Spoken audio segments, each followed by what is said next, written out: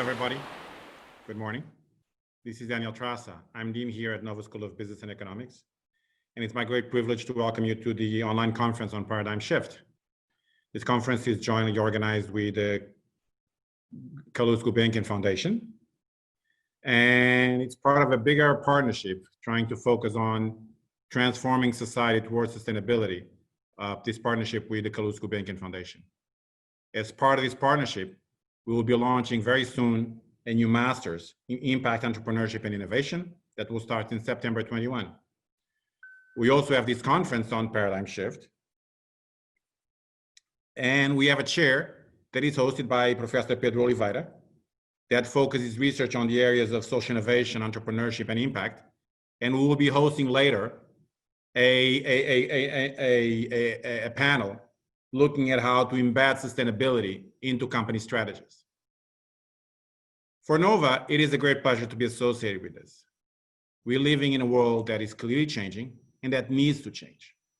We're facing challenges of inequality, challenges of sustainability, challenges of fake news and lack of privacy. It's very clear that we somehow need change to happen. Policymakers have been pushing the agenda, but honestly, nothing will work until business acts. And personally, I really don't think that just creating new regulations will be enough.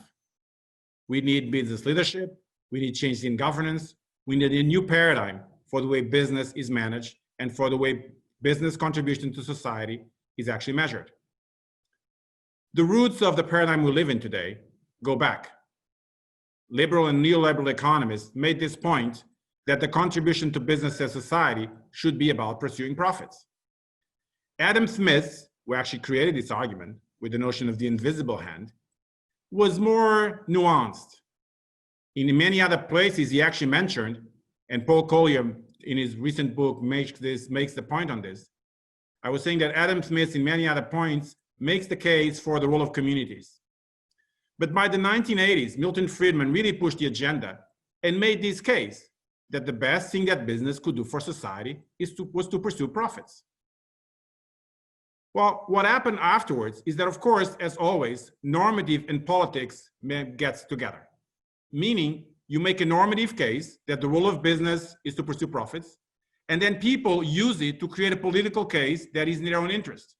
And today we have this big confusion between what is the political case that allows certain groups to actually take advantage of this, and the normative case, which is this notion of pure pursuit of profits, the ultimate goal of business, not because it has to be, but because ultimately this measures their contribution to society. And so we need to really rethink on what has changed and how the things that have changed will push us to be different. Maybe they were never aligned. Maybe what has happened is that the new forces of technology and globalization are breaking that link. So maybe it's now that we need to rethink this. But the fact is, it's not working and it needs to be rethought. And today, this is urgent. We're not talking about here just something that is a matter of preference. We're talking about the survival of society as a whole. That's what we're talking about here.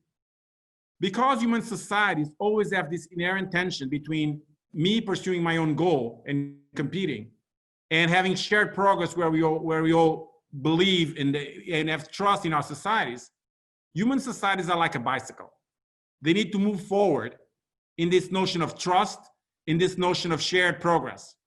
If they don't move forward, the bike falls and our society crumbles. And so it's very important that we urgently rethink the way societies and the contribution of business to societies will be managed, will be governed, so that we come back to a society that is again more stable, more shared, more united, more fairer. Some companies are leading the way. You'll hear cases today, and there are other cases. Unilever, clearly, Paul Polman really pushed the agenda there. Many other companies, honestly, are just window dressing. They're talking, but not walking the talk. But now, all companies are suffering the pressure, as you'll find out. They're suffering the pressure from the next generation. They're suffering the pressure from the capital markets. But the question remains, Is this a matter of leadership, where business people, business leaders need to take on leadership? Or when will this transform into a matter of markets and survival, where it's no longer companies that don't lead will fall behind and be out of the market? Honestly, I think that given the speed at which things are working today, there's no caveat, there's no dilemma here. You have to lead to survive. You have to be ahead of your times to survive. You have, as Chambers mentioned, to disrupt or to get disrupted. And disruption means innovation, means digitalization, but it also means in our days a strong push towards better governance and more sustainable practices. And so how we actually help transform our society so that business has a more direct contribution to society and to sustainable development in our societies is really the issue of our days. And I hope that in the different venues that we're going to organize in this partnership with the Gulbenkian Foundation, we'll not only create awareness, but we'll create new knowledge and new solutions that can actually push the world in a better direction. And now, I'd like to invite Carlos Moedas, who is with us from the Gulbenkian Foundation, to share their own views on how business practices can make a push towards a more sustainable, a more equal, a better and a fairer society. Carlos, please go ahead. Thank you very much, Daniel. Thank you very much, Pedro, and to all of you. It's always a great pleasure to be with Nova, to be with you and be a partner of Nova that Calouste Gulbenkian has been for a good while. And I am, as a commissioner then in Europe, was also a very good friend of your university. And today is an important day, this opening session, because really this is probably one of the biggest challenges we have ahead, this paradigm shift that we're living through. And I see this paradigm shift in three ways. One, a total change in the way we look at capitalism that was basically made in a linear model, going from that linear model to a circular model. And that is an unstoppable movement. Was something that companies really didn't believe it 10 years ago. And today everybody really sees that that's the only way forward, changing the whole concept of the economy from linear to circular. The second is that I was an investment banker back in the 90s. And I remember that the focus of an investment banker at the time was basically about how to calculate the cost of capital through a risk-return relationship. And today you see that if you want to be a good investment banker, you will have to have a balance in between risk, return, and impact. And this concept comes from, Danielle was referring to the fact that companies always look just at the profit. Then they started looking at the relationship in between the profit and the risk. And now they're looking at the risk, return, impact. And guess what? You can make also a lot of money by doing well and good to the people.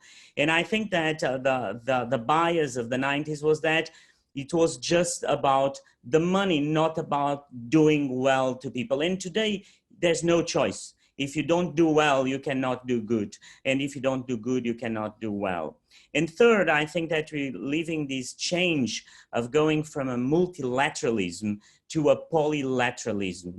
The multilateralism after the Second World War was just about the governments sitting around the table. That is over.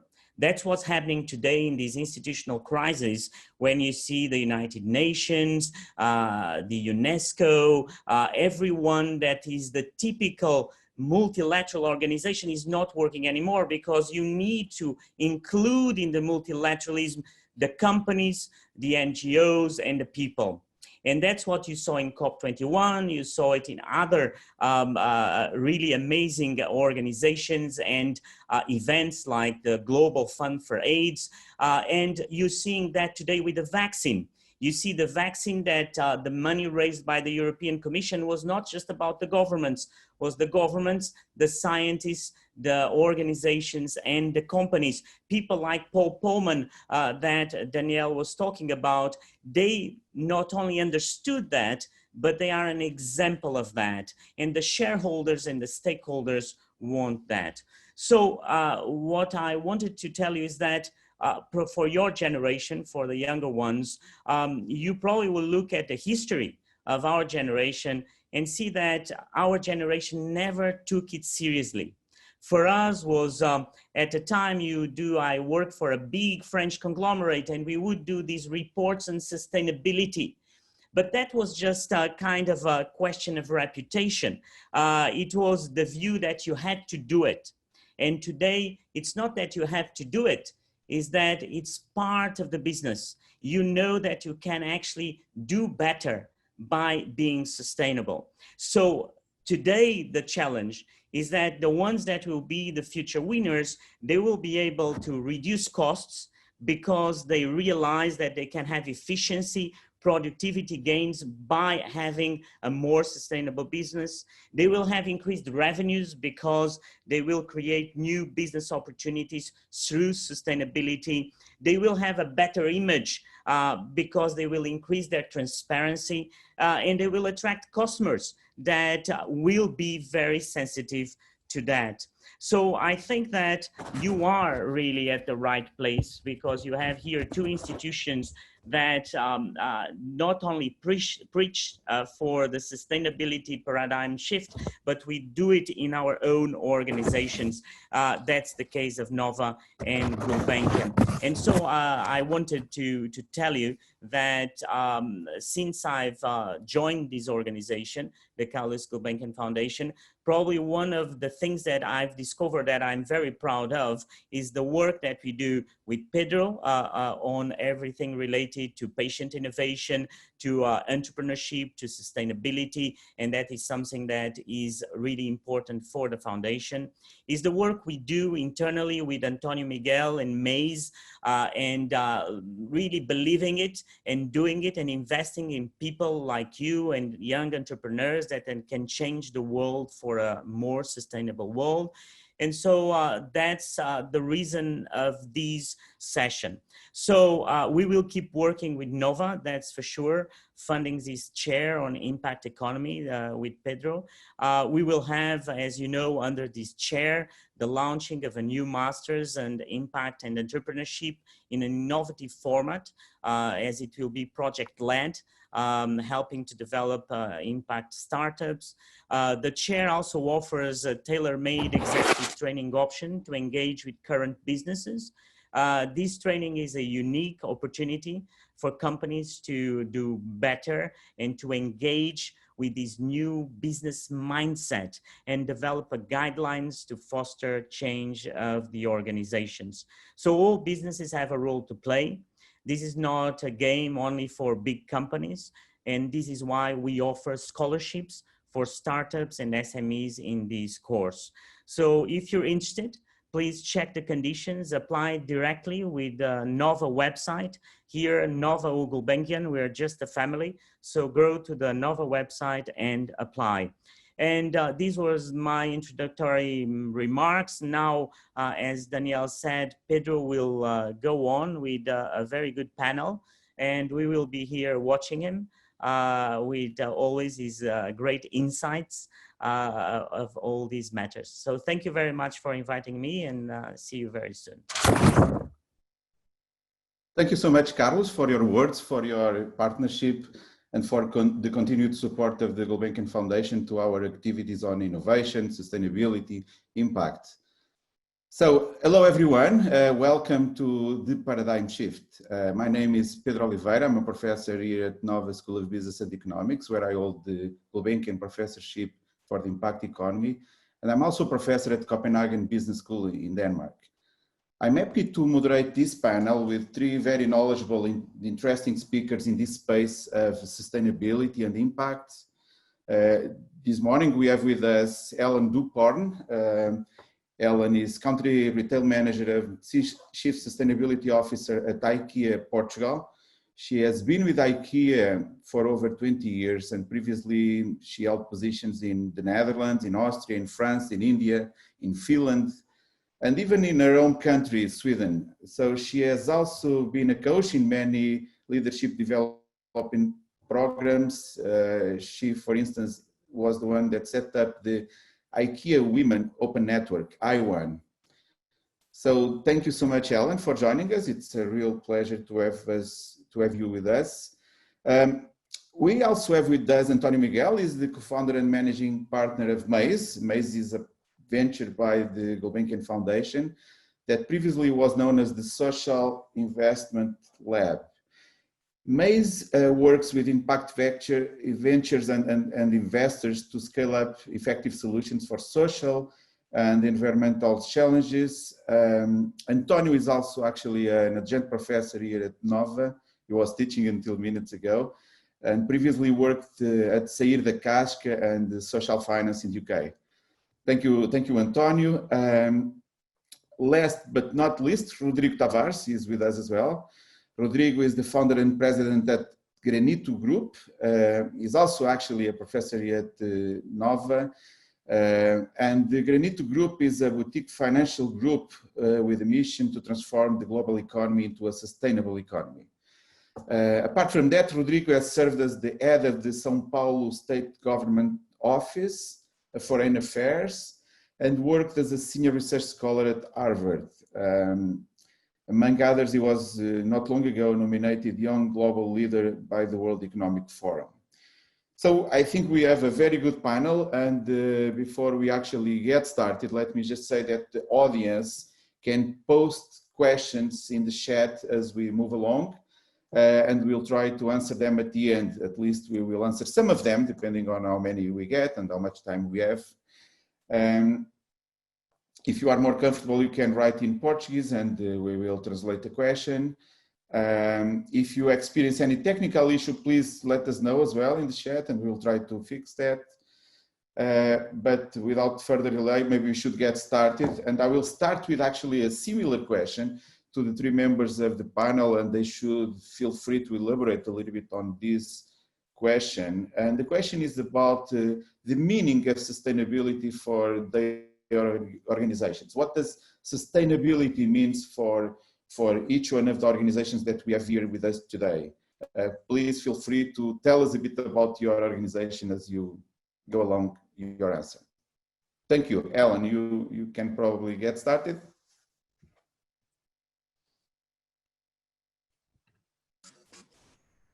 Unmuted. We don't see your video. No, but hello and good morning. Unfortunately, I cannot start my video. I just have a technical problem. We're going to try to solve it. Should I just... Sure. So if you can probably we can hear you very well. I start anyway. The video was working very well a minute ago. Yes, just 5 minutes ago. I don't know what happened. Yes. Anyway, good morning, everyone. Let me give you a little bit of background to how we are working. The Ikea vision is to enable the many people, often with very thin wallets, to create a better everyday life for themselves and their families. And as a low price company also has to be a low cost company. Good housekeeping with resources has always been a mantra throughout the Ikea value chain, from raw material extraction through production, transportation and retailing. And some examples are the focus on well-managed raw material production. Just giving one example, continuously dramatically reducing the use of water, pesticides and fertilizers in all our cotton production. This is the way we work also in other raw material productions. Flat packing and maximizing the filling rates in transports has always also been a must at Ikea. And we have put also solar panels on all our own buildings, so that's for the own operations. And as we are, as we have an integrated value chain, we have an ability and of course also a responsibility to reduce our environmental impact. Historically, we're coming mainly from this cost-saving perspective that I was telling you about. But over the last few decades, we've gradually gained the understanding of our role to contribute to halt global warming. Already 20 years ago, when I was leading our purchase operations in India, one of my most important responsibilities was to follow the work with environmental improvements amongst our suppliers. And I was working with supporting and controlling that all of our textile suppliers implemented proper wastewater cleaning processes. Today, we have, of course, a very strong sense of urgency about the global warming. Ikea has a big CO2 footprint, and we're committed to halve that during the coming 10 years, moving forwards towards our ambition to become a climate positive company. Last year was actually the first year when we reduced our CO2 emissions in real numbers with more than 4%, even as we grew the business. And we're committed to the UN Sustainability Development Goals and have signed the Paris Agreement. In our own operations here in Portugal, we are only using renewable electricity and will be completely fossil-free this year. And to reduce emissions in our logistics flows, we will this year start using only railway from our central warehouse in Spain to the Portuguese stores, which will mean a 60% CO2 emission saving compared to the diesel truck transports. We're also moving forward to implement EV trucks for the deliveries of customers' products to their homes. But our biggest positive contribution is actually to inspire our customers to shift to products that can reduce the energy, water, and food waste in their homes, and to offer those products at affordable prices so that the option to live sustainably, it's not one only for the rich, means that people can also not only do their share of saving the planet, but also saving their own money. Additionally, we have invested in a wind farm with 25 turbines in the northeast of Portugal. Obviously, also the social aspects are in our focus, and it comes natural for us to do our very best to lead in the areas of equality and inclusion, as our company culture is built on humanistic values. And again, here in Portugal, 50% of our leaders are women. Actually, we are in majority in the management team, and we have a zero pay gap between men and women here. And I have to say on a personal note that it is difficult for me as a woman to understand the enormous pay gap in Portugal as a country, somewhere between 17 and 20%, depending on which stats you look at. To pay equal salaries is something that lays 100% within the control of each organization. So I'm wondering, how could any company leader with self-esteem still expect that women's work come at a discount? Obviously, our inclusion work covers many more aspects of diversity than gender. I would love to have a special conference about that. And externally, we have always interacted with society where we operate. Here in Portugal, we focus a lot on children and children's right to play, especially at school, and we have supported several Portuguese schools to secure that. We have also rebuilt a number of homes after the terrible forest fires, and of course, supported many communities during COVID. And finally, talking about COVID, if anything good can come out of this terrible pandemic, I think it should be that it has taught us that we are able to react to crisis fast and robustly, not the least here in Portugal. I'm very impressed by that. Hopefully, we will tackle the climate crisis with the same determination. Thank you.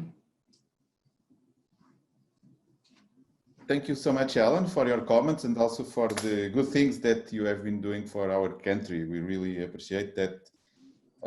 We'll come back to you, but now we'll move forward to Antony Miguel from Maize. And Antonio, I mean, the question is the same, sort of, to get us started, what does sustainability and impact means for you and for Maize and for Gulbenkian that created Maize a few years back? Bon dia, good morning. Thank you so much for having me. It's a genuine honor to be able to share the first years of our work at Maize. When we were created back in 2013 by the Calouste Gulbenkian Foundation, the foundation had a thought leadership vision of asking a very important question. And that question was, is it possible to invest in projects, to make investment allocation decisions, to create new products that can yield simultaneously financial returns that are sound and compelling and impact, being it social or environmental? Very soon we realized that the answer is not on focusing on the instruments itself, because then it leads to technical conversations, but rather in a much stronger belief. And I feel very, very privileged to be aligned, myself and the 16 people that work at Maize, all millennials, we say that very proudly, to be so aligned with the leadership of the foundation and the 500 employees that work in the foundation, that the question that really matters is, can we prove that impact, social and environmental, is the biggest economic opportunity of our times? And I guess everything we do on the day-to-day, by working side by side with restless entrepreneurs who are trying to use technology and other ways to have business models that profit from solving social and environmental challenges, rather than profiting from ignoring the social and environmental challenges. When we work with governments, when we work with investors, when we work with corporates, when we work with local public authorities, is to answer this question. At the moment, we strongly believe that yes, impact is a great economic opportunity because of four main reasons. The first one is, every time we talk about a good business, we talk about a big problem that is being addressed, a big pain. Well, if you look at the 17 United Nations Sustainable Development Goals, you won't have a lack of sizable problems to address. Food waste alone is costing the global economy $1 trillion a year. So any business that can monetize by reducing the amount of food that is wasted and improve those savings will be an amazing business. So that's the first one, big problems, big opportunities. The second one is consumers. Of course, consumers are more and more the millennial generation, and it's transferring into earlier generations. And these consumers want impact. I give you a good example, very recent example, Oatly. Oatly is a Swedish oat milk, plant-based milk company that is trying to disrupt the significant carbon footprint of animal milk-based industry. And it's been portrayed as a very successful impact enterprise. And very recently, they've raised a significant sum of money from Blackstone.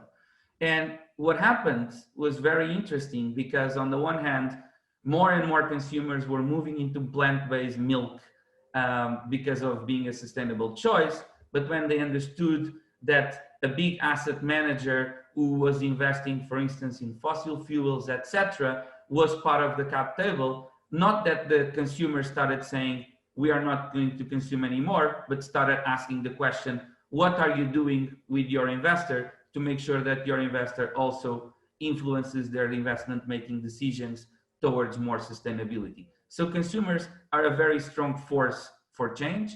And it's not by chance that fast-moving consumer goods, consumer-facing brands are the first ones to change, having less plastic in packaging, etc.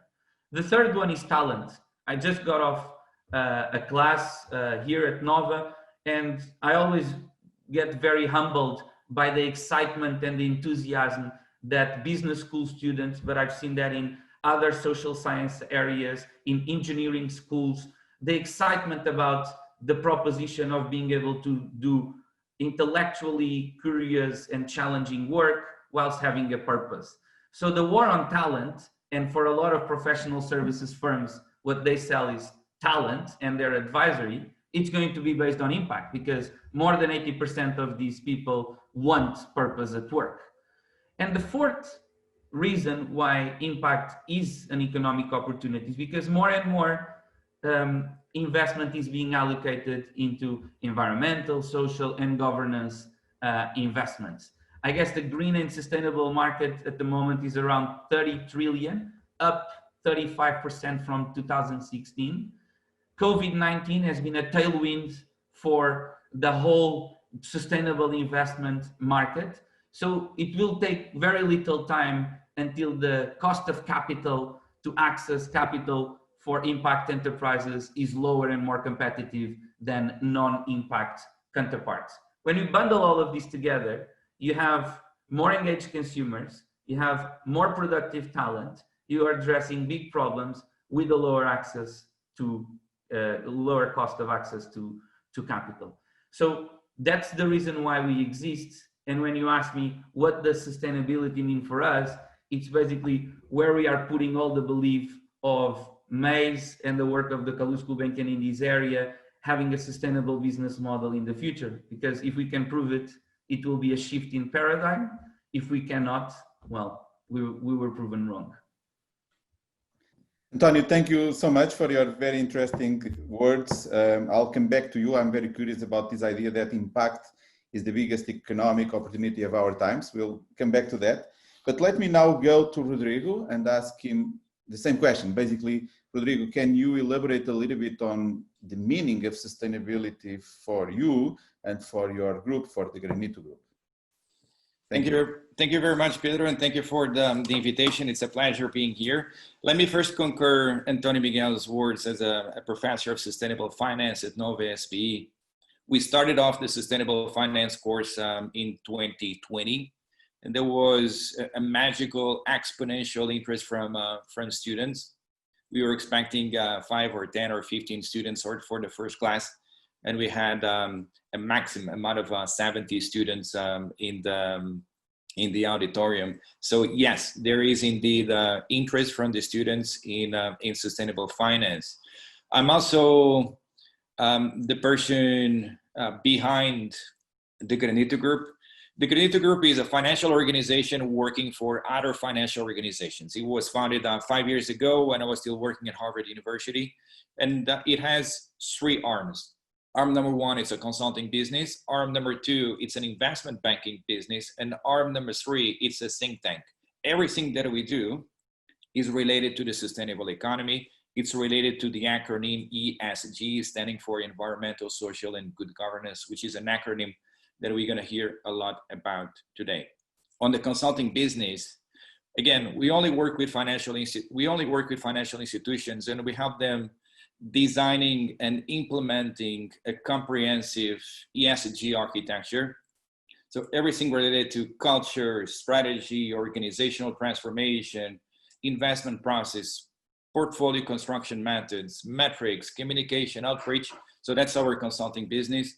On our investment banking, we basically raise capital. We raise around $500 million a year for ESG or sustainability related assets. We raise capital for funds, we raise capital for greenfield projects, we raise capital for mature companies.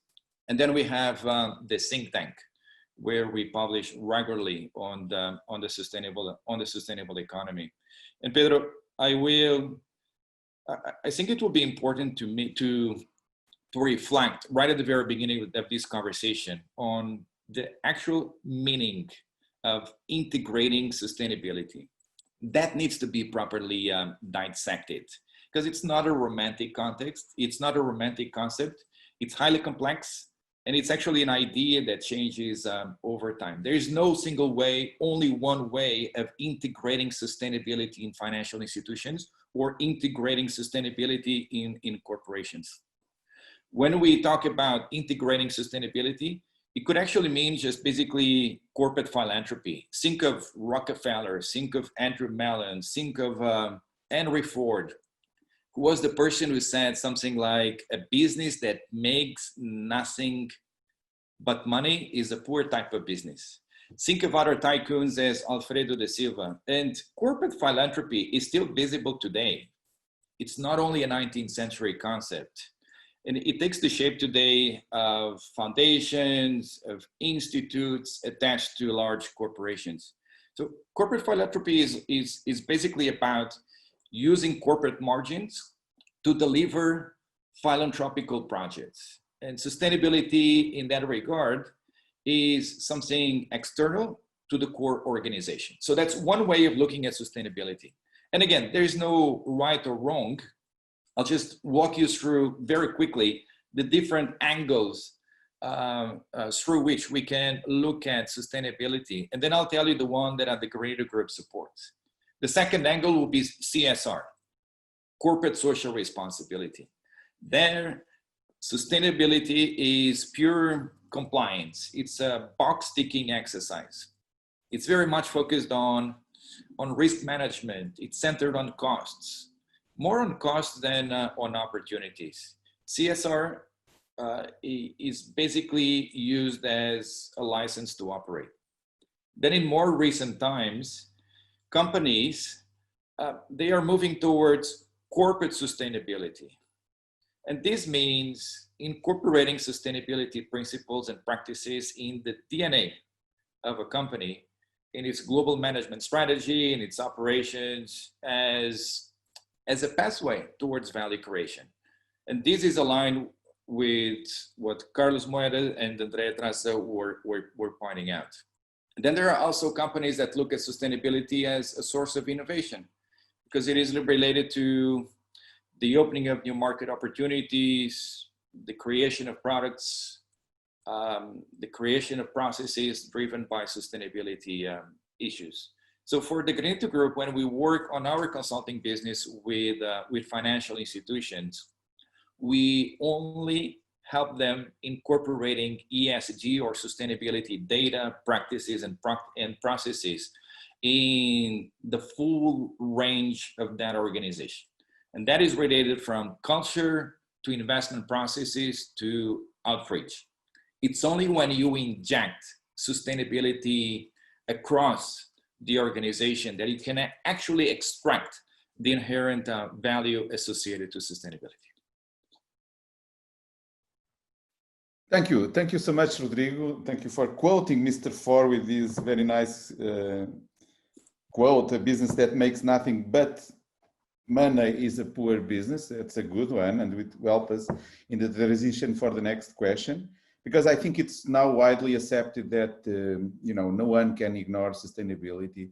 Organizational CEOs, executives, obviously are incorporating sustainability in their practices, but there is sometimes a conflict, or people at least perceive that there is a conflict between the bottom line and sustainability.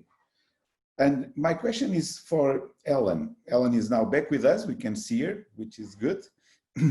Ellen, can you, based on your experience, elaborate a little bit on this? Is there really a conflict between financial results and sustainability?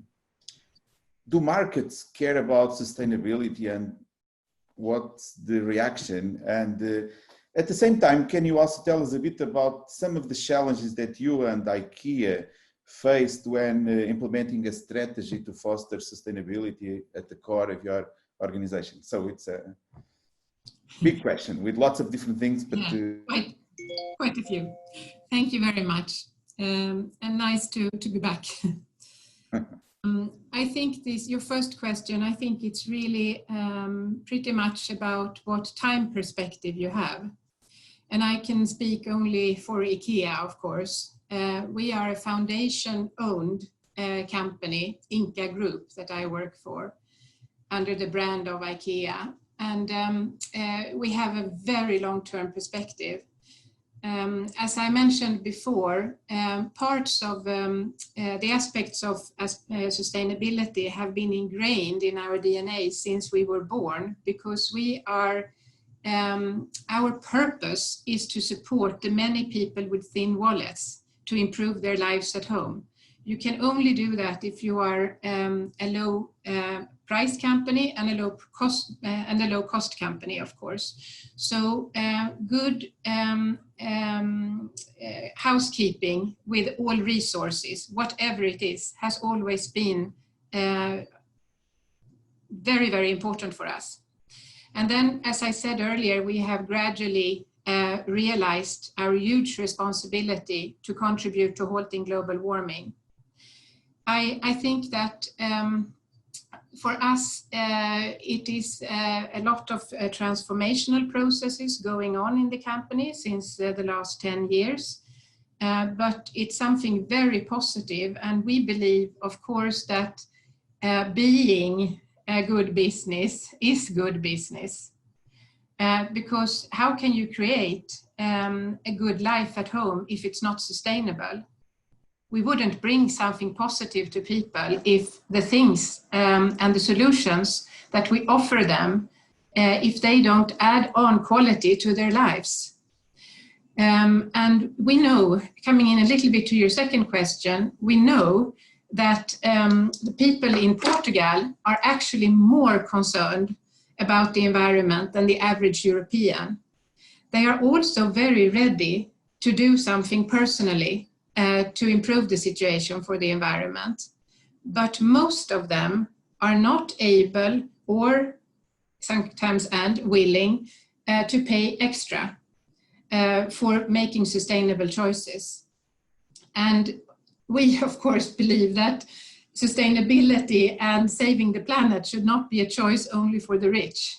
It's something we all have to participate in doing, every single individual, every company, and governments, of course. So I think if you have this, for us, it is so interlinked with what we deliver, what we offer to our customers, that it could never be a choice. And of course you make investments, but over time, if you manage to support, first of all, to secure your own operations are sustainable and your suppliers' operations are constantly becoming more sustainable, then if you can contribute to millions and millions of people across the world using less electricity, water, wasting less food, these are the solutions we are selling to them, then that will actually contribute to Ikea becoming planet positive. So the combination of reducing our own footprint and increasing the support for hundreds of millions of people to also reduce their footprint is our role in this context. And then when it comes to the management or leadership challenges, so I don't know exactly how you put the question, sorry, but in Ikea, actually a very, it's an expectation from our co-workers. Here in Portugal, we have 2,400 co-workers. There is almost no topic, when I talk with them and communicate with them on my Instagram and so on, it's no other topic renders as much interest, and no other topic brings so many specific suggestions on how we can be better in Ikea, and also how we can inspire our customers. And then I think, from my perspective as a leader, I have to, of course, lead by example.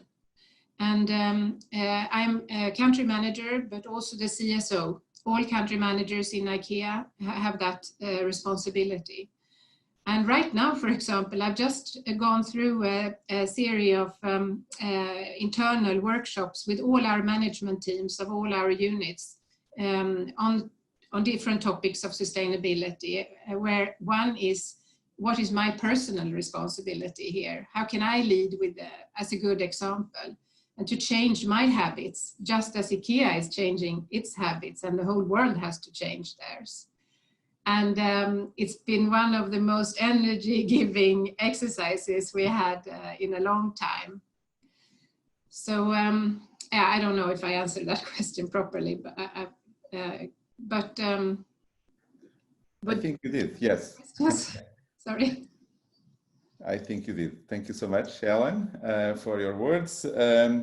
I'll now probably go to Antonio again, because from what we heard before, you know, to the question about the trade-off, probably Antonio will also answer that there is no trade-off. He came up with this nice idea that impact is the biggest economic opportunity for our times. And I also think that he believes that Portugal is actually a good place for impact investment. So maybe Antonio could elaborate a little bit on this topic. Why is it such a good idea in your view? In Portugal? In Portugal, and you know, both in Portugal, but the topic itself. Sure. So just to address maybe the first point, I hope it's okay if I'm a bit controversial. I do think that sometimes there is a trade-off. I mean, if you are in highly polluting firms and your way to generate revenues is by polluting, well, then there is a trade-off between being sustainable and revenues, right? So I would be lying if that wasn't the case. What I think about that is two very important things. The first one is, I think large corporates, incumbents, have forgotten something that has led them to the size that they are. And that is, you know, in a more of a street word, it's working very hard, but it's also a technical word for pivoting. We talk about pivoting in early stage businesses. Businesses need to pivot from A to B to adapt to what consumers want. And unfortunately, large corporates, of course, because of their size, have lost the ability to pivot. So a company that is mostly producing energy using fossil fuels can pivot to renewable energies. There's a transition. There's, of course, things don't happen ceteris paribus, like the government needs to create and enable this transition to happen, all of that, but that can happen. So I think a great solution for that is for large corporates to start working more and more with early stage innovative companies and not see them as competitors, but actually see them as a way to access innovation. And the second thing is, we tend to always ask, does ESG, environmental, social, and governance, does impact increases profits? But I think the other question, the other way around, is also very important, which is, does it harm profits? And I would say that if it doesn't harm, we should just be doing it. So if it's neutral, we should just be doing it, because it's more than proven that, at least in the stock market, companies that are more focused on ESG are more resilient and less volatile.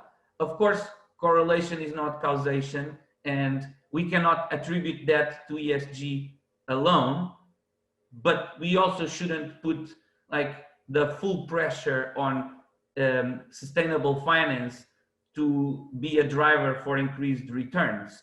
It can also just be for neutral returns as we are, but being more responsible in the way we act. So those two are very important disclaimers in your question about the trade-off. Then the other thing is, why Portugal? And I don't know how many of the attendees are from Portugal, but even if you're not, I think this is relevant for you to think about your home market. And I would also encourage everyone to ask a lot of questions. That's why we are here for, and I'm sure that even if we don't have time to answer them, we can then write or respond in writing. It's sometimes small countries like Portugal struggle to have a leadership position. But in some cases, like in building new paradigms, I certainly feel that is an advantage. Of course, you know, Portuguese market, I'm just going to use other examples, Belgium, Slovenia, I don't know, others smaller in size countries in Europe will never be able to compete with the US or with the UK or with Germany or with larger Asian countries in terms of the size of each sustainable market. But they can compete in one thing, which is experimentation. And we need to do a lot of experimentation. We need to do a lot of testing if we really want to shift the paradigm. And a country like Portugal, when we look at the social and the environmental challenges that Portugal faces, they are much more than we want. I mean, there's no official figures, but there's around 3,000 homeless people in Portugal. There's 160 young people below the age of 18 in the prison system for young offenders. There's 8,000 kids in care homes being taken away from their families. I mean, the numbers are large, but we're not talking about 1 million people sleeping rough on the streets or 2 million people being taken away from their families. So the numbers, the absolute dimension of the problems in Portugal mean that they can be eradicated. If there's 3,000 homeless people and if there's a lot of unemployment, why don't we match one mentor to one homeless person to have a navigator model to help, recover and rehabilitate towards society? If we have 160 young offenders, I'm sure there's a lot of people with the right skills to support so that we can eradicate, and suddenly we don't have young offenders in Portugal. And I think that's why the sustainable and impact movement is so exciting in our country, in Portugal. And it is the same for smaller markets, because the distance between tests to market, feedback, adaptation, see what works, see what doesn't, is very short. And then, of course, we have many other things. Because we're a small country, we think abroad from the start. We have a disproportionate number of unicorns for the size of our country, which means that the technical qualifications are here. And so I would love, but I would not be surprised if one of the biggest and best innovations in the sustainable and impact space was already or will be born in a country like Portugal in the coming years. Very cool. Thank you so much, Antonio. Thank you also for bringing some controversy, even if I think that some of Ellen's comments before about the time perspective sort of help us solve the controversy, in the sense that if you think long term, sometimes, of course, sustainability needs to be sustainable on one side, and society, in your example about a polluting company, society probably would not let a very polluting company survive for a long time, right? So it wouldn't be a sustainable strategy just to pollute. So, but we'll come back to that, because now Rodrigo is our sustainable finance guy, and I'm going to ask him about, how the sustainability agenda is perceived by institutional investors and shareholders, because it maybe has some of the answers that we are looking for in terms of trying to understand if there's a trade-off and what are the financial implications of this. Rodrigo, can you help us?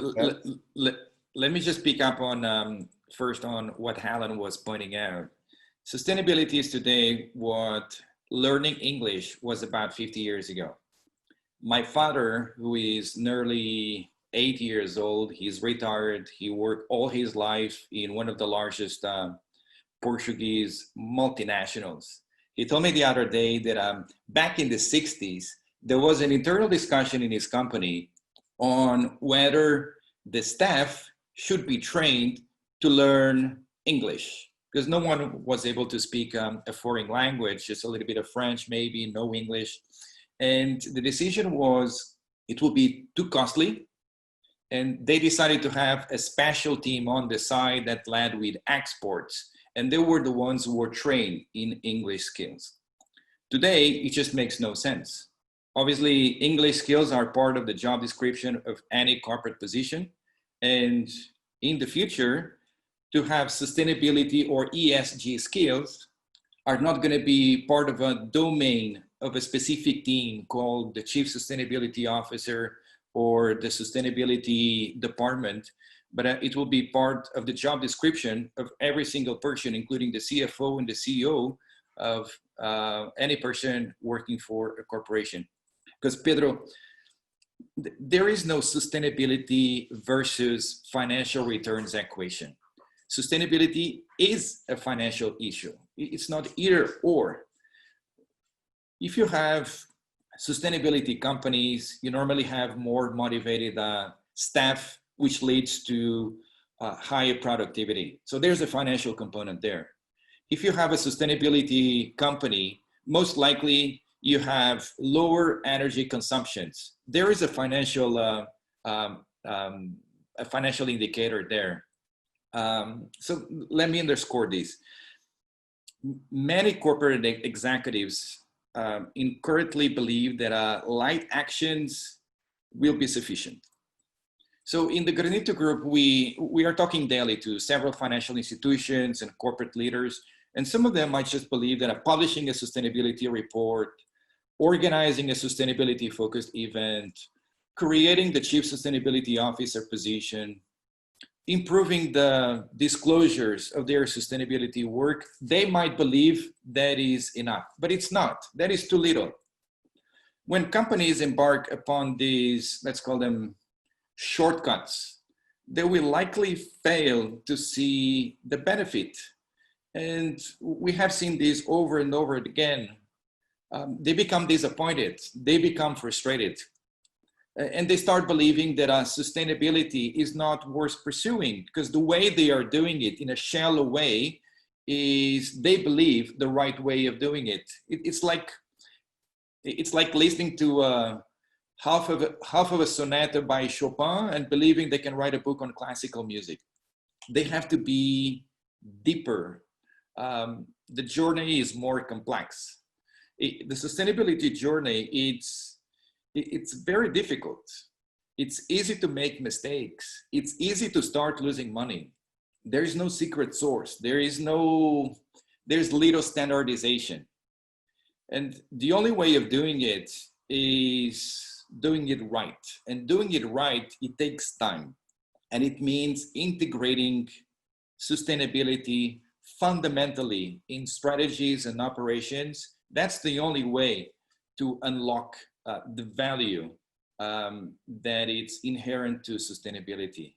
And there are plenty weekly new stats, data, academic studies, peer-reviewed articles demonstrating the positive correlation between sustainability and financial returns and lower risk exposure. Capital markets will support anything that generates value.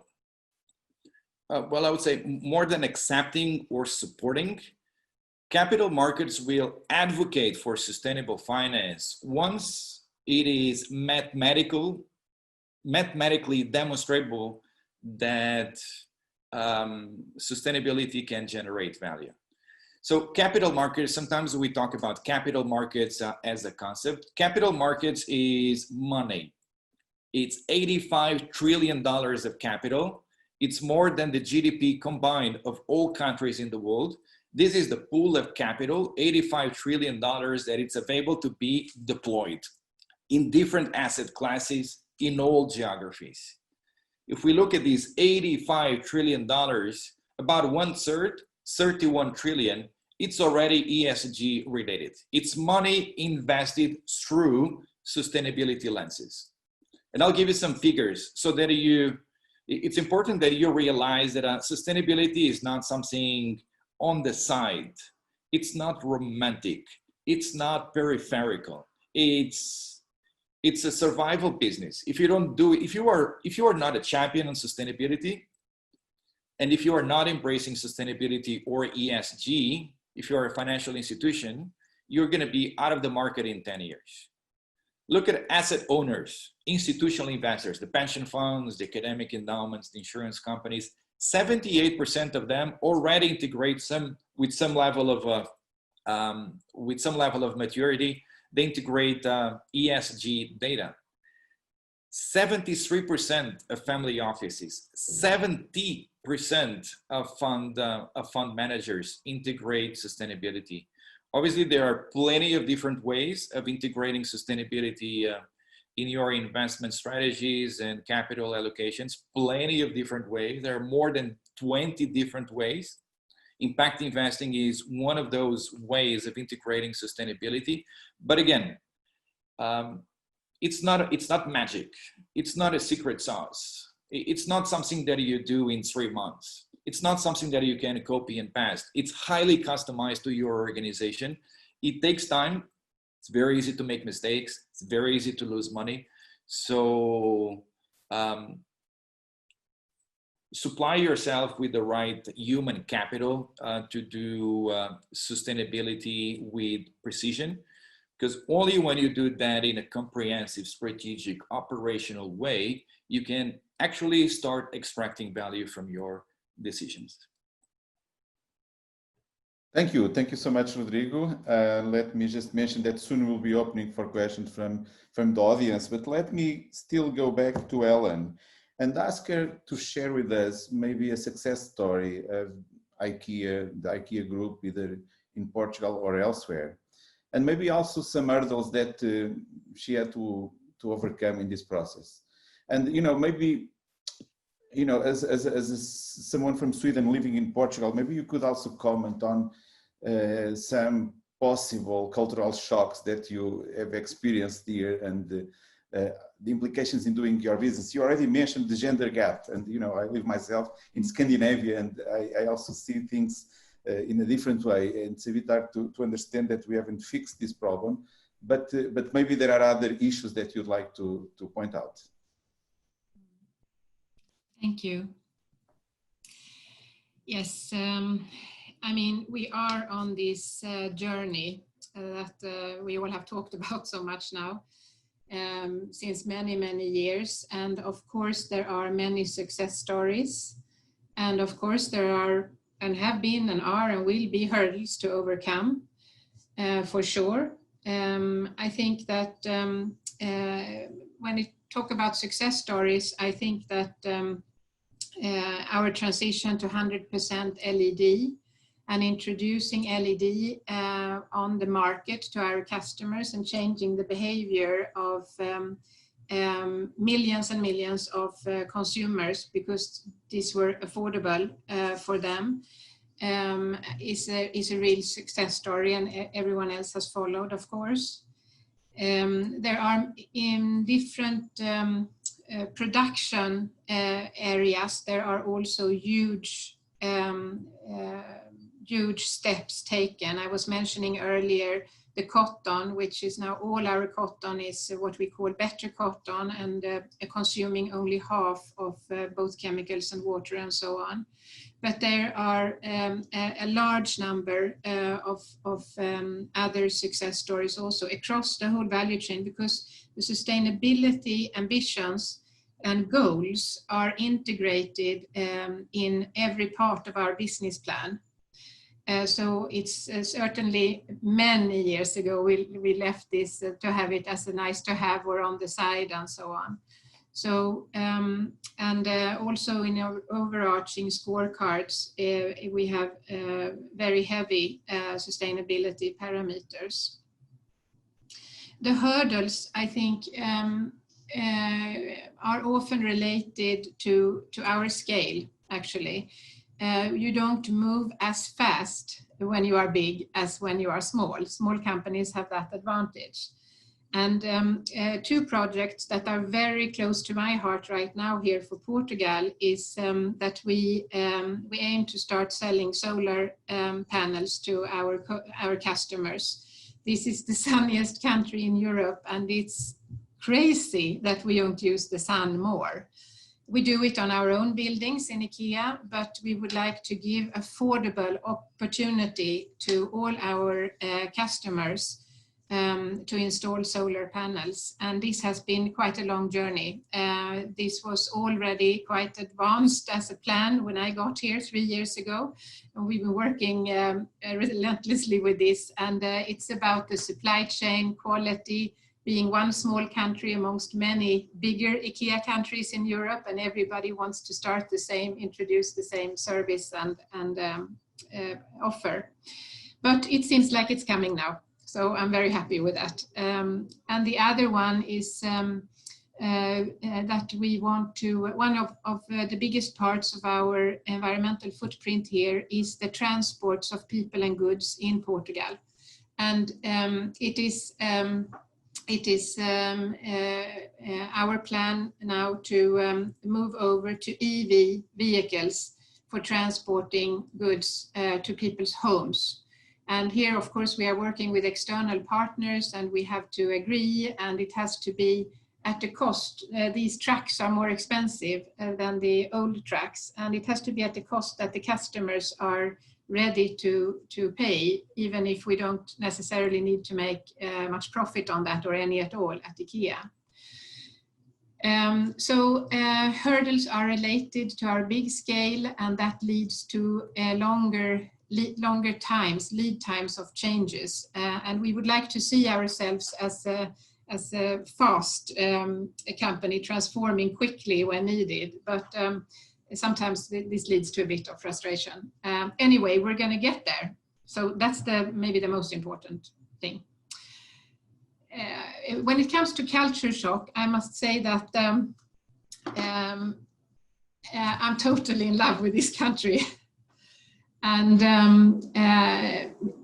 I think that there are many commonalities actually between Sweden, and not that Sweden is so all good, but between Sweden and Portugal. It's a practical mentality here, and quite a humble mentality, which I grew up with and which I also meet here. People are incredibly open and kind and hospitable. Things that I would like to maybe initiate conversation about in Portugal, or support the ongoing conversation about, are the questions about equality and women's situation. I think that unequal pay, and actually the discrimination of women here pay-wise, is just not acceptable. And I think maybe as a company leader, if I can team up with others, women and men, other company leaders, in trying to, create a change. And there are, of course, other aspects of the topic also, domestic violence, for example, which I think also really does not belong in 2020, and never did, of course. But so the topics around equality are close to my heart. I worked with them actively all my professional life, and if I can do anything at all to inspire, support, join up with others, we are very much for partnering with other organizations, companies at Ikea. I would love to invest time and energy and maybe some resources if that is needed into this topic. But I don't know if it's a culture shock, not really, probably. It's No, but thank you so much for bringing these important issues, gender issues, equality, even domestic violence, that of course are still critical for a sustainable society. exactly. So let me now open to the audience. We have a number of questions. Maybe I can start with this one from Rita. It's more, and I can go around and maybe hear Antonio, Rodrigo, and Ellen about these, just brief answers. It's about the role of government. So Rita is asking, I would like to know your opinion about the role of government of the countries in implementing measures which contribute to the corporate sustainability awareness.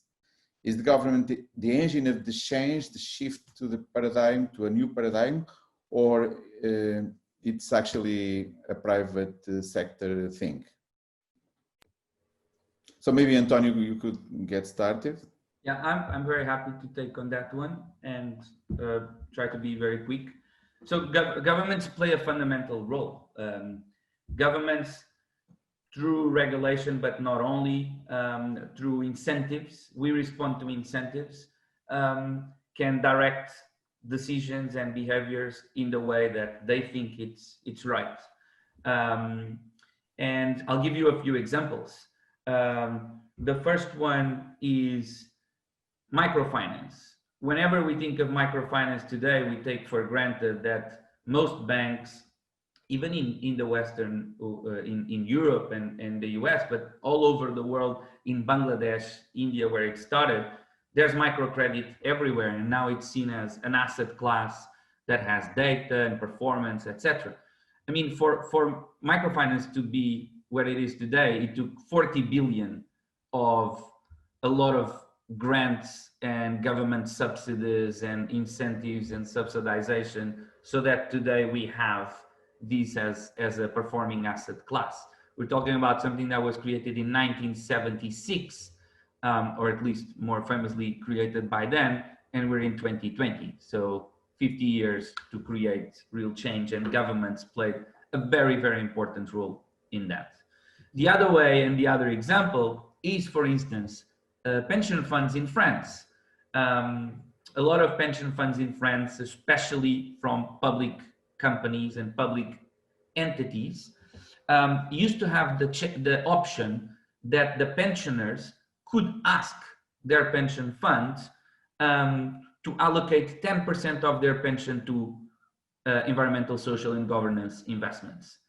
And when the regulator, the government, decided to change that from the pensioner asking to the pension fund having to mandatorily ask every single pensioner if they wanted their money to be allocated more towards sustainable investment, the number of assets under management in impact for those pension funds tripled the volume in a matter of 2 or 3 years. The other example we cannot forget how governments were important is venture capital. Venture capital is a very debatable asset class as well, but is investing in a lot of the innovation that we see on the day-to-day. And back in the 70s, big investors, asset managers, were not investing in companies that were created in garages or in small companies. They could only invest in blue chip, safe, established companies like IBM or whatsoever. And the regulator once again said, well, from now on, you need to start explaining why, as part of your portfolio diversification, you are not including venture capital in your portfolio. And because they had to explain, more money was pumped into it. So governments can take a lot of approaches, either through regulation. Tax incentives is a great way to mobilize more money by creating awareness. And at least in Europe, the government is the biggest impact investor that we have, because it's the one that funds most social services that work with the most vulnerable segments of our population. Okay, very good for a very complete answer. We are getting many questions, and for that reason, maybe I'll try to switch to a different question. Of course, Rodrigo and Elena, you can always go back and comment on this one about government. But let me ask Rodrigo a question that is coming from a student. And Norman says, as a student soon entering the job market, how to push sustainability, even if we are only in junior positions? So it's a good perspective, right? An interesting one. Can junior guys do something about sustainability? Norman, I'll answer even very if quickly. They don't have a lot of power within the organization. Norman, I'll answer very quickly. If you are moving out from a business school and you are entering the job market, and if you are embracing a financial institution, to be quite blunt and straightforward, if you don't have an ESG capacity, your success is going to be compromised. So up until, let's say, 5 or 10 years, it was actually possible for a business school to train in a very sophisticated way finance professionals without allowing them some exposure to ESG risks and opportunities, to sustainability risks and opportunities.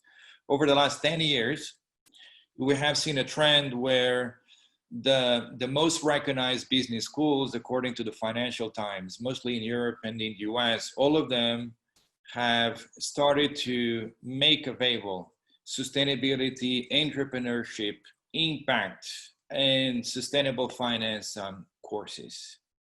And over the last 1 or 2 or 3 years, the new trend is training the finance or the MBA students in literally being able to convert sustainability data into mathematical data and integrating that mathematical data into financial modeling, financial engineering, company valuations, assessing cost of capital, so on and so forth. So remember my remarks 5 minutes ago. In the 60s, it was possible to be a CEO of a large corporation without knowing English. Right now, it would not be possible to be a good finance professional or working in a corporation without having some sort of skills in terms of sustainability. I'll give you 2 key figures for that. There was a Financial Times report about a month or 2 months ago saying that the business schools are literally rushing to increase the menu of sustainability related courses because there is high demand in the market, and there is a discrepancy between how much the remuneration of a young finance professional just entering the job market without an ESG skill and the remuneration of the same financial professional with an ESG skill. So having an ESG skill is highly well paid, and there is not enough raw material talent with expertise on sustainability to fulfill the demand from the market. And the second is Nova. Antonio is a professor of impact investing. I'm a professor of sustainable finance. And I can tell you that happily, several of my students who were exposed to sustainable finance for the first time, they were hired right in the middle of the course by financial institutions because they would have, at the end of the year training, they would have an ESG expertise. So in a nutshell, if you are a student entering the job market without an ESG training, rush back to your business school and do an executive course or do whatever you need to do in order to acquire that knowledge as soon as possible. If you have that knowledge, then you'll be properly equipped to shine in your organization. Could be a junior position, an ESG analyst working at your department, but having that sustainability training will be fundamental for you to grow in your organization. Okay, thank you so much, Rodrigo. Let me probably now move to Ellen. And Ellen, maybe not surprisingly, but we have many questions about IKEA. People like your organization, it seems. But what I will do is I will probably provide you with 3 questions and you'll see what you can do with them. It's just part of the question. I mean, the first one is from David, and he asks about, how do you currently measure the sustainability actions or strategy in your P&L? Constanza asks about the way you measure value in capital markets. Has that definition been adjusted at all? And of course, this could also be a question for Rodrigo, for instance. But if you would like to comment on that in the perspective of IKEA, that would be interesting. But I understand that you probably don't have time for everything. So let me through another question. Nicolino asks the following question: what strategy can one use to convince management to invest in sustainability, and what variables and numbers would you like to see? So so you don't necessarily need to go to them all because we will not be able to answer all the questions. But maybe you can do your best. Well, regarding the numbers and our follow-ups and so on, we publish every year our annual report. And there's a lot of information to get there. Since we are short of time, I don't think I will go into that. I can say that in Portugal, we are following up and measuring not only on the end P&L level, but also the movement from one year to another, that we are doing the right thing. And that we trust, of course, that on mid and long term, the results will come. So the actions and how well we stay to the projects and the goals that we have decided to take on board, it's a very important part of the follow-up. When it comes to convince management,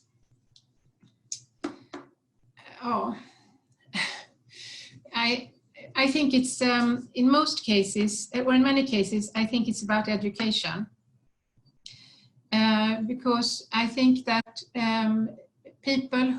leaders who listen to the scientists and who understand what the Paris Agreement is about and why that has been made, and who understand that we have max 1.5 more degrees to go. Otherwise, I mean, we will be in an irreversible movement that will certainly impact most companies, all governments, and most people. So, I mean, usually leaders are not stupid, but sometimes they lack information and knowledge. And I think that when people understand, they usually want to do the good thing, the right thing for their companies. So, and I don't know if a colleague who asked the question has a possibility to enlighten or suggest, more education or stimulate a conversation in the company about the scientific results about the global warming. I think for myself, I have always been engaged in the environmental topics and as well as the socials throughout my career. But it's only, to be completely honest, the last year and a half, 2 years, where it has really sunk in, where we're heading and what we need to do. And maybe touching on the first question that we got about governments, I think that it's really about collaboration between governments and company leaders, and also in partnership with all the population in a country. We have to work together, and we can stimulate and push each other. So the government has, of course, a possibility to incentivize, if you want, or force a certain development. And companies can be good examples, or joining up together and create a movement, and also support individuals to make the right decisions. But as a global citizen, no matter if you sit in the government or lead a company, or if you are just any citizen, you have a responsibility, because we share this planet together and we have different roles to play on it, but we are all responsible, and we cannot make the right decisions if we don't have the facts about what is going on with the environment. So I'm not sure that was an answer you wanted to have, probably something more. Thank you. No, I think, yes, in part it was a broad question. And I'm sorry, but I will have to interrupt you because I'm afraid we are running out of time. And in fact, we will need to close the session. So I wanted to thank again everyone. I mean, all the speakers, all the participants, our partner, the Calouste Gulbenkian Foundation, for making this possible. I should say that this was recorded, so there will be a link available for people that would like to see it later and eventually watch it again if you liked it. Also to say that this was just a sneak peek of what people can experience in our Paradigm Shift program. As you may know, this is a 3-day program for C-level executives that is offered by Gulbenkian and by Nova. And Gulbenkian actually is offering scholarships for the participation of C-level executives from SMEs and social organizations. So have a look if you are in that category because there's a deadline for applying, which is October 12th. And also you will find a link on the chat to the brochure of this program where you can find additional information about the program and about the scholarships themselves. So, I mean, a personal note just to say that I think this is a paradigm shift that you shouldn't miss. So have a look, and thank you again. Thank you again to the speakers, the participants, to our colleagues here at Nova and our colleagues at Gulbenkian for making this possible. I will now leave you with a video of the first edition of the Paradigm Shift, and have a good day. When we talk about hybrid organizations, we talk about organizations that bring together two things that we wouldn't necessarily think go together. O Paradigm Shift é um programa cujo objetivo é o de ajudar as organizações a fazerem o seu caminho para a hibridização, aqui entendida como uma forma de conjunção de um foco no negócio com um foco na sustentabilidade. É ajudar os líderes destas grandes empresas a pensarem como têm que transformar as suas próprias organizações e que papel é que têm que assumir como líderes de empresas naquilo que é a sociedade do futuro, a sociedade do século XXI. O programa é muito diversificado, tem muitos conteúdos, muitas experiências, muitos participantes com perspectivas e contributos muito ricos. Até agora está a exceder as minhas expectativas, quer pelo potencial de discussão, quer também pela diversidade das pessoas que estão no curso. As mensagens principais que eu levo, portanto, esta questão de medir o impacto e de produzir impacto. Eu diria que falta hoje é a capacidade de quem tem responsabilidade de poder interessar sobre tudo aquilo que são os investidores possíveis para as soluções que são necessárias fazer. O contínuo de empresas que existem e que nós temos que andar ali encontrar o nosso balanço entre uma empresa que é completamente financeira e uma empresa que é completamente social. When you think about hybridity, you think about the tensions that come up between the social mission and the commercial goals. One of the things we know, though, is that organizations that navigate this well both notice these as tensions, but also recognize the synergies. It's not an or, it's an and. I think what we're seeing is that hybridity is something that all organizations will eventually have to grapple with in some way. Aquela ideia da organização empresarial como tendo o objetivo do lucro, não deixando de ser verdade, é curta para os dias de hoje, nos quais a sociedade tem expectativas mais amplas em relação à ação das empresas. Uma sociedade com novas instituições, com uma nova forma de estar de cada um de nós, com uma nova forma de liderança a nível das empresas, é aquilo que vai assegurar que este caminho de esperança não se torna de repente um caminho de receio e de medo. 3 palavras: foi surpreendente, um abrir de novos horizontes e foi muito bom do ponto de vista humano das pessoas com quem convivemos durante estes 3 dias.